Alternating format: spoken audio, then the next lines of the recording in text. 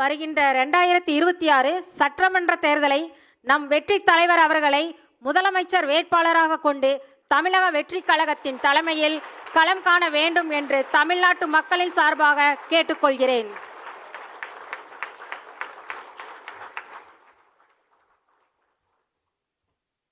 நான் அதனை முன்மொழிகிறேன். நான் அதனை வழிமொழிகிறேன்.